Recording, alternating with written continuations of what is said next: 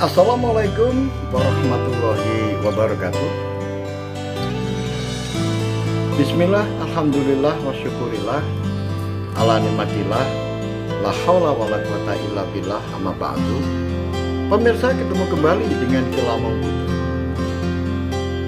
Pemirsa, izinkan saya untuk melanjutkan keterangan-keterangan saya, cerita-cerita saya tentang Gajah Mada, prajurit sejati kerajaan Mojopahit. Pemirsa dimanapun Anda berada, di kesempatan yang lalu diceritakan tentang perang Sadeng dan perang Keta yang begitu dahsyat, yang kemenangan gilang gemilang yang diperoleh kerajaan Mojopahit karena sebuah strategi yang diterapkan oleh Patih Gajah Mada begitu di luar jangkauan pemikiran dari tokoh-tokoh yang ada di Sadeng dan di Keta. Tetapi usai perang yang memilukan menjadikan Gajah Mada semakin sadar bahwa perang bukanlah solusi yang terbaik di dalam menyatukan cita-citanya, visi yang menjadi pandangannya untuk mempersatukan kedaulatan Nusantara dalam satu wadah, yaitu kerajaan Mojopahit. Oleh sebab itu, Gajah Mada berpikir keras bagaimana caranya untuk bisa menyatukan Nusantara sesuai dengan sumpah janjinya, tetapi menjauhi kekerasan-kekerasan, menjauhi perang, karena perang mengakibatkan kerugian yang luar biasa, kehancuran yang luar biasa, kemelaratan, penderitaan, kemiskinan. Oleh sebab itu, perang adalah solusi yang terakhir dan solusi yang sangat terpaksa apabila sudah tidak ada jalan yang ditempuh demi tegaknya kedaulatan kerajaan Mojopahit. Pemirsa dimanapun Anda berada, setelah perang Sadeng dan perang Keta sudah berakhir, kemudian kehidupan menjadi normal di kerajaan Mojopahit. Nama seorang ratu Sri Gitarja Tribono Tunggadewi Jayawisnuwardhani menjadi tokoh penting dan populer di kalangan masyarakat dan disegani namanya. Oleh sebab itu, pemirsa dimanapun Anda berada, demikian juga nama Gajah Mada yang dahulu hanya dikenal sebagai Patih Kahuripan, Patih Daha, Senopati Bayangkara, tetapi sekarang sudah menjadi Mahamantri Welwatikta Empu Mada, tidak lain adalah Mahapatih Gajah Mada. Kedudukan yang begitu tinggi karena boleh dianggap sebagai nomor dua, orang nomor dua setelah nomor satunya adalah seorang raja. Oleh sebab itu, kedudukan Gajah Mada yang tinggi tidak menjadikan dirinya menjadi orang yang sombong. Gajah Mada selalu disiplin, dan Gajah Mada selalu mengingat jasa-jasa dari orang-orang sahabat-sahabatnya, terutama keluarga yang ada di Kediri. Di sana ada Nolo dan Anolo, yaitu saudara angkatnya. Nolo dan Anolo adalah putra dari ayah angkatnya, yaitu Haryo Tilam. Patih Haryo Tilam yang mengangkat dirinya, yang membesarkan dirinya, yang menjadikan Gajah Mada ada nama. Oleh sebab itu, dia tidak melupakan begitu saja keluarga yang ada di Kediri.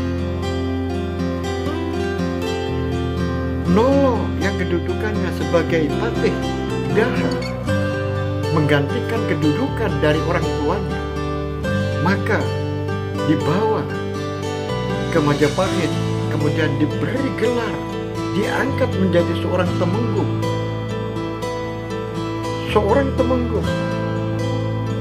Demikian juga dengan sahabat-sahabatnya yang lain. Kemudian kedudukan patih daha diberikan kepada adiknya, yaitu Anolo. Bagaimana dengan Gajah Enggon? Gajah Enggon adalah orang yang paling berjasa di dalam perjalanan politik Gajah Mada setelah ayahnya angkat, yaitu Haryo Tilam. Gajah Enggon merupakan sahabat yang begitu dekat. Oleh sebab itu, Gajah Enggon kedudukan sebagai patih Bayangkara sudah harus dilepaskan karena diangkat kedudukannya yang lebih tinggi, yaitu diangkat menjadi Kanuruhan. Kanuruhan adalah jabatan yang memiliki kedudukan yang sangat penting di kerajaan Majapahit. Kanuruhan adalah pejabat yang mengatur tentang tata kelola kota, dan tata kelola kerajaan, dan tata kelola tanah-tanah yang ada di Mojopahit, termasuk tanah-tanah perdikan. Oleh sebab itu, kedudukan seorang Kanuruhan adalah orang yang memiliki kedudukan, termasuk orang dalam di dalam kerajaan Mojopahit. Demikian juga sahabatnya, yaitu Gagak Bongol. Gagak Bongol yang selalu ada saat di mana Gajah Mada membutuhkan. Oleh sebab itu, Gagak Bongol juga dinaikkan kedudukannya yang asalnya Senopati. Maka kedudukan dari Gagak Bongol dinaikkan satu tingkat, yaitu sebagai patih Pesangguhan. Patih Pesangguhan itu apa? Yaitu seseorang yang memiliki kesanggupan dalam semua hal, sesuai dengan kepandaian dari Gagak Bongol. Gagak Bongol adalah orang yang pandai di dalam mengatur dan mengelola tentang makam-makam raja-raja, mengatur tentang tata letak candi-candi yang ada di Mojopahit. Kemudian kesanggupan dia untuk mencari pekerja-pekerja untuk mengerjakan segala urusan-urusan yang orang lain tidak tahu, dia tahu. Di samping itu juga, tugas dari seorang kesangguhan adalah orang yang sanggup untuk mengupayakan bagaimana perlengkapan perang, mulai dari baju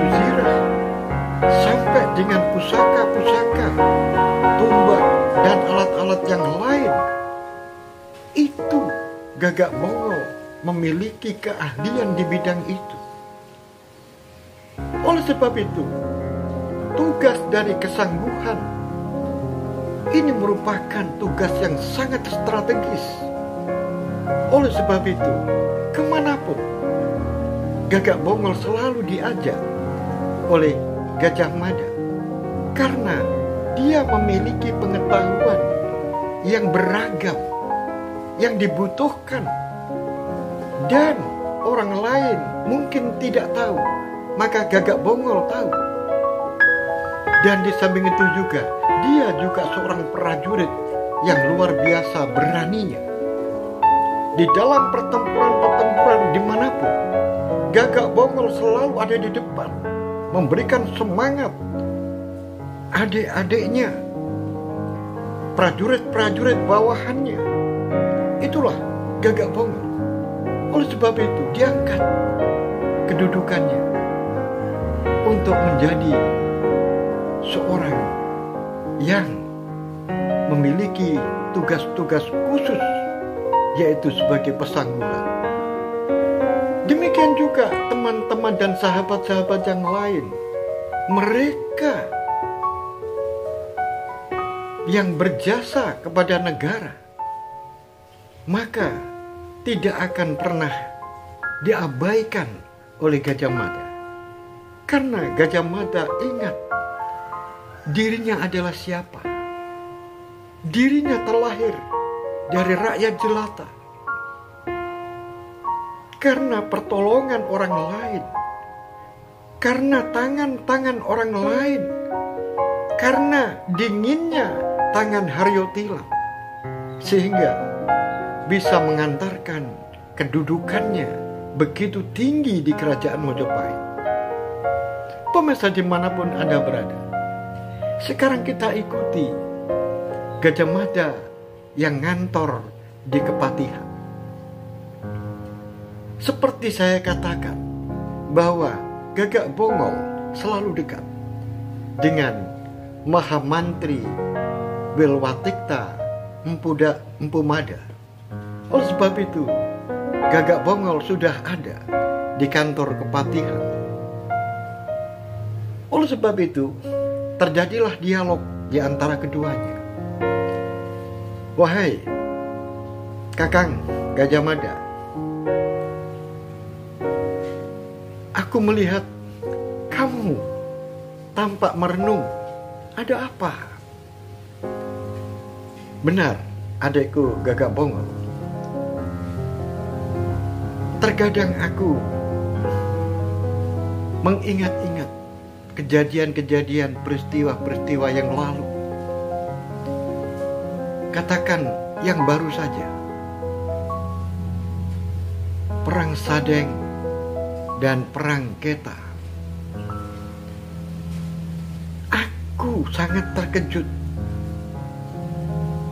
karena sebelum kita menyerbu ke Sadeng dan ke Keta, nama seorang Wirota Wirogati yang begitu terkenal, yang begitu bisa membangun dan membangkitkan dua tempat itu menjadi sebuah kekuatan militer yang luar biasa. Aku pada saat itu menduga bahwa sosok dari seseorang yang namanya Wirota Wirogati itu orangnya tinggi besar dan orangnya gagah perkasa.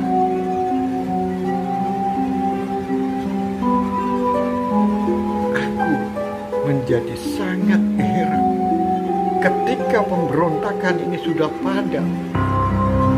Aku menjemputnya sendiri, Wirota Wirogati, yang dia menempati sebuah rumah gubuk yang tidak terlalu besar.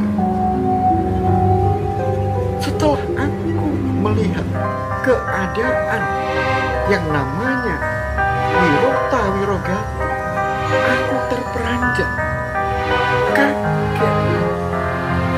Aku menduga dia adalah orang yang gagah, perkasa, tinggi, besar. Wirogati hanyalah orang yang sangat tua. Duduk saja, aku dudukkan.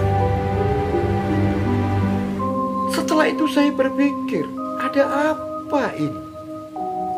Apa mungkin orang yang seperti ini memimpin sebuah pasukan seperti itu? Sehingga aku menduga ada orang-orang tertentu yang memanfaatkan nama besar dari Wirota Wirogati. Wirota Wirogati umurnya sudah ratusan tahun, 100 lebih usia. Duduk saja sudah tidak bisa. Terus bagaimana dia menjadi seorang panglima perang? Oleh sebab itu, aku berpikir, adikku Gagapon, ada apa? Siapa orang yang memanfaatkan nama besar dari Wirota Wirogati? Dan mengapa dia yang memakai nama? Itulah yang menjadikan aku berpikir belum bisa menemukan hubungan. Apa? Oh, begitu ya. Benar. Tiba-tiba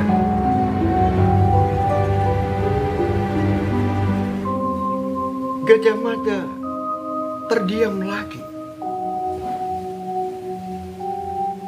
Diamnya Gajah Mada ini menimbulkan perhatian lagi. Oleh Gagak Bonggol ditanya, "Duh, kakak kok diam? Ada apa? Kan sudah cerita tentang Wirota Wirogati." Benar. Aku sekarang ini sedang berpikir, saudaraku ada di Sumbawa. Saudara yang mana? Loh, kamu belum tahu ya? Aku dulu itu hidup di Kediri. Aku punya ayah angkat namanya Haryo Tilang, yaitu Patih Daha.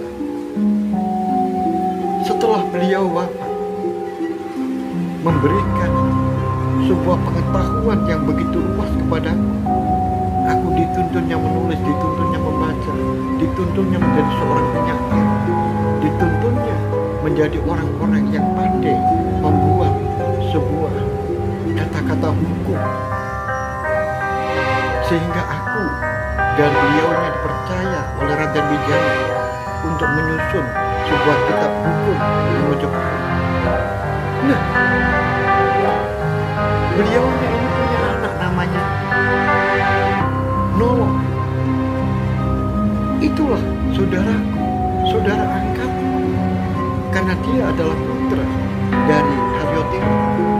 Oleh sebab itu, sekarang saya angkat menjadi seorang temenggung, dan aku mencoba untuk mengirimkan ke Sumbawa untuk menaklukkan Raja Sumbawa yang begitu sombong.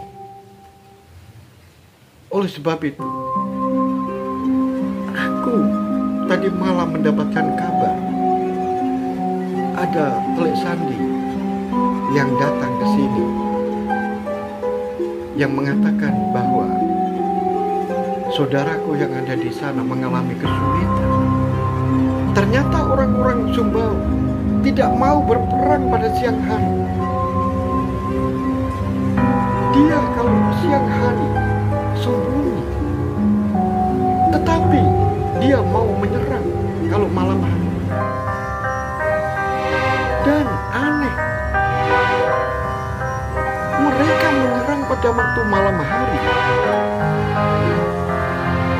Hanya terlihat dari jarak jauh, yang mana pasukan-pasukan prajurit-prajurit itu berupa kunang-kunang yang begitu banyak jumlahnya, jutaan kunang. Kemudian tiba-tiba tidak terjadi pertempuran fisik. Anehnya, banyak prajurit-prajurit Mojopahit yang tiba-tiba terbunuh. Tapi aneh juga, terbunuhnya prajurit-prajurit Mojopahit ada bekas tusukan. ada bekas tusukan senjata tajam. Tetapi mereka semuanya ditanya tidak pernah berperang, tidak pernah bertemu dengan prajurit. Tetapi tidak satu dua orang yang mati seperti ini, puluhan. Oleh sebab itu, aku mengirimkan seseorang untuk menemui adikku, yaitu agar kapalnya ditengahkan, jangan mendekati dulu ke Pulau Sumbawa, karena Dompo masih belum saatnya bisa ditaklukkan. Tetapi tidak boleh meninggalkan, terus diawasi. Oh begitu ya. Terus bagaimana kakak langkah kita ke depan? Iya, aku sendiri juga mau bertanya kepadamu bagaimana. Tetapi kita santai kan boleh? Oh boleh kakak, jangan terlalu tegang. Aku mendengar, karena kemarin adikku Gajah Unggul pamit. Sudah 1 minggu ini belum kembali ke Mojopahit, karena eyangnya, yaitu Mpu Pawagal, dalam keadaan sakit keras, yaitu kakek dari Nyai Suruh, istri dari Gajah Unggul, sekarang sakit keras. Aku ingin melihat ke sana. Satu, ingin tahu keadaan Kiai Pawagal yang sakit. Kemudian saya juga ingin ketemu dengan adikku Gajah Unggul, karena seperti kamu, aku kalau tidak ketemu kamu dan ketemu dengan Gajah Unggul juga kangen. Oleh sebab itu sudah 1 minggu aku ingin ke sana. Bagaimana? Apakah kamu ikut? Tentu kakang, aku juga kangen dengan kakang Gajah Unggul. Kalau begitu, persiapkan, ajaklah beberapa prajurit untuk mengawal kita. Baik kakang. Tiba-tiba sebelum Gajah Unggul ini bangkit dari tempat duduknya, maka datanglah Gajah Sagoro. Gajah Sagoro adalah putra dari Gajah Unggul yang sudah menjadi prajurit di Mojopahit. Kemudian mau menghadap kepada Hamangkubumi Patih Gajah Mada. Karena hubungan antara Gajah Sagoro dengan Gajah Mada dan Gajah Unggul serta Gagak Bongol ini sejak kecil sudah begitu akrab. Oleh sebab itu bertemunya Gajah Mada, Gagak Bongol dengan Gajah Sagoro ini, maka kalau tidak banyak orang, selalu Gajah Mada mengatakan tidak usah resmian dulu, karena kita adalah satu saudara, kita satu keluarga. Karena sejak kecil Gajah Sagoro ini sering digendong oleh Gajah Mada. Demikian juga sering digendong oleh Gagak Bongol. Tetapi sekarang sudah menjadi prajurit. Usianya sudah 23 tahun. Kemudian langsung dipotong oleh Gajah Mada. Kamu tidak usah laporan tentang keadaan kerajaan. Aku saja yang bertanya kepada kamu. Hamba Gusti Patih,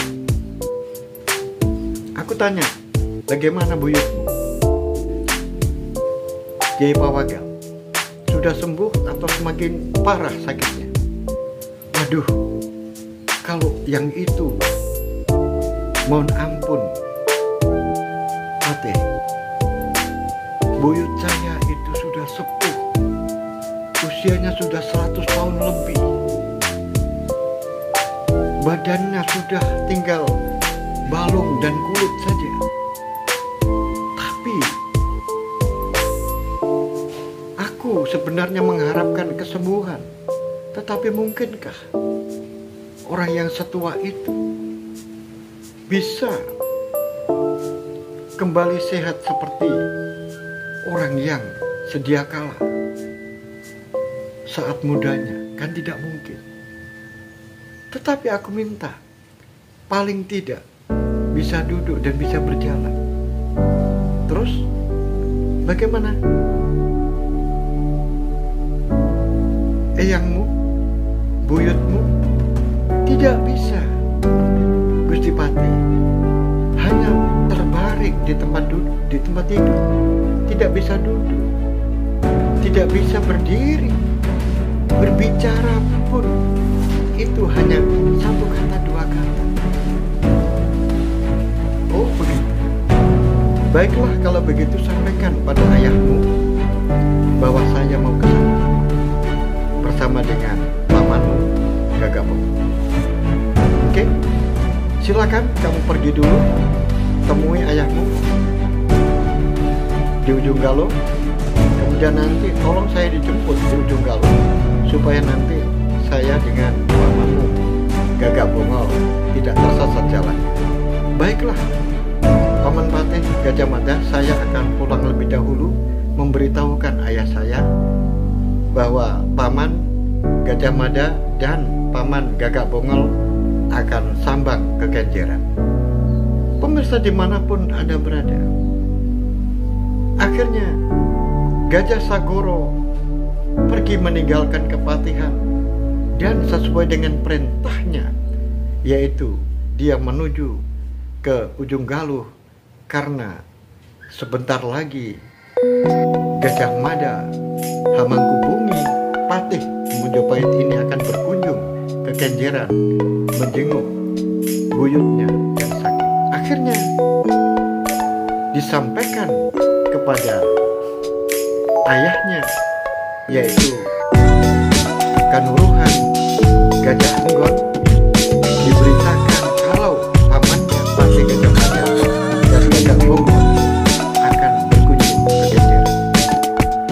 Pemirsa dimanapun Anda berada, sampailah pada saat yang telah ditentukan. Maka Patih Gajah Mada didampingi oleh Gagak Bonggol dan puluhan prajurit Majapahit, tentunya prajurit-prajurit pilihan, menuju ke ujung Galuh. Dan di ujung Galuh sudah dipapak, dijemput oleh anak muda yang tampan, yaitu Gajah Sagoro. Kemudian diarahkan, dituntun perjalanannya menuju ke timur. Dan pada suatu tempat sebelum sampai di tujuan, maka Gajah Mada kemudian mengajak Gajah Sagoro dan Gagak Bonggol untuk sekedar istirahat, menikmati makanan-makanan yang telah dibawa oleh prajurit. Pemirsa dimanapun Anda berada, di saat tidak jauh dari Kenjeran, dan di saat tiga orang ini berbincang-bincang, duduk di sebuah, di bawah pohon yang sangat rindang, tiba-tiba Gajah Mada dikejutkan oleh kedatangan angin lesus, sehingga dengan datangnya angin lesus atau puting beliung ini, ingatannya menerawang ke Keta.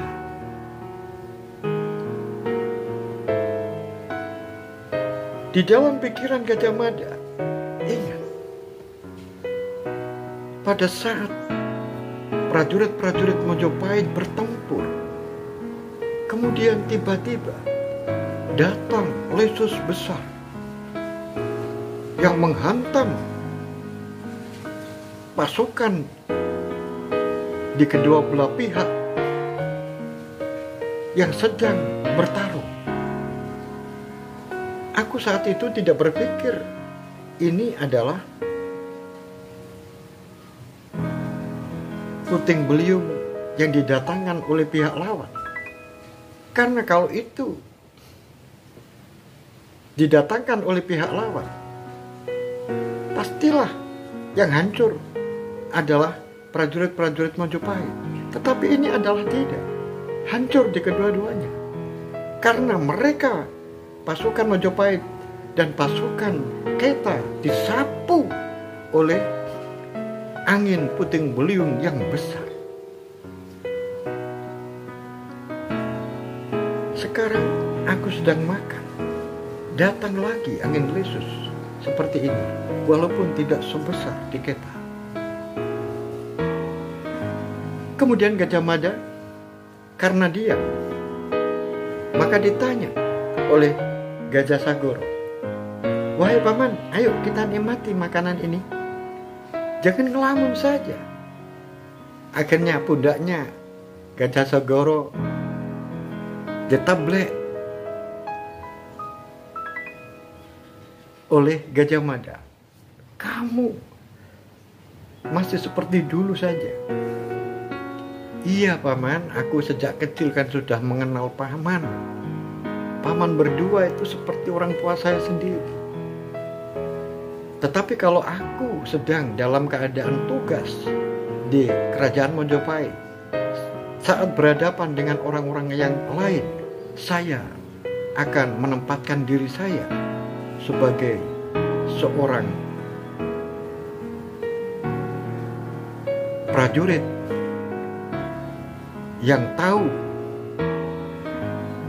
papan lan empat. Itu bagus. Aku tanya pada kamu, apakah di tempat ini sering terjadi angin lesus seperti ini? Kalau sering itu boleh dibilang tidak, tetapi juga kadang-kadang datang. Tetapi akhir-akhir ini, pokoknya kalau eyang saya, buyut saya ini dalam keadaan kritis, sakitnya, angin-angin lesus itu selalu datang. Kadang-kadang sehari bisa 2 kali. Menjadikan Gajah Mada heran. Menjadikan Gajah Mada heran. Mengapa? Kok seperti itu? Ini hubungannya apa dengan sakitnya Pawagal? Kemudian Gagak Bongol menyambung, "Loh, kemudian apa hubungannya antara buyutmu yang sakit dengan puting beliung?" "Tidak tahu, paman. Tetapi aku selalu mengingat, setiap buyut saya ini sakitnya parah, maka terjadi puting beliung."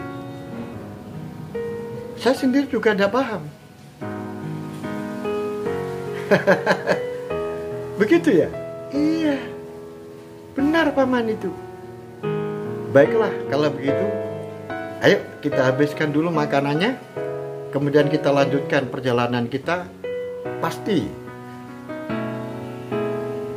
ayahmu, Ramamu sudah menunggu kita. Baiklah paman. Akhirnya pemirsa dimanapun Anda berada, dilanjutkan sampailah ke rumah dari Gajah Enggon, di mana Empu Pawagal dirawat di rumahnya. Di rumahnya Empu Pawagal, yang mana Empu Pawagal ini adalah kakek dari Sunelo. Sunelo adalah istri dari Gajah Enggon, sehingga Gajah Enggon di situ sebagai cucu menantu dari Empu Pawagal atau Kiai Pawagal. Pemirsa dimanapun Anda berada, bagaimanakah kelanjutan dari cerita ini? Apa yang terjadi? Apa hubungan antara sakitnya Empu Pawagel dengan datangnya Puting Beliung? Kemudian apa hubungannya antara Puting Beliung yang ada di Keta? Kemudian juga mimpi-mimpi dari Gajah Mada yang sering didatangi oleh seseorang, yang mana orang yang di dalam mimpinya ini juga bisa mendatangkan sebuah angin puting beliung. Tetapi itu semuanya dirahasiakan di dalam dada Gajah Mada. Oleh sebab itu, ini adalah kesempatan bagi Gajah Mada miras-mirus melihat orang yang sakit, dan miras-mirus meneliti dan menyelidiki tentang apa-apa kejadian-kejadian pada dirinya yang selama ini selalu dipendam. Pemirsa dimanapun Anda berada, sampai di sini keterangan saya, dan untuk itu ikuti cerita ini awal hingga akhir, dan tentunya jangan lupa memberikan dukungan pada saya, like, subscribe. Semoga cerita ini bisa sampai seterusnya. Akhirul kalam, billahi taufiq wal hidayah, waridha wal inayah. Assalamualaikum warahmatullahi wabarakatuh. Salam budaya warisan Nusantara.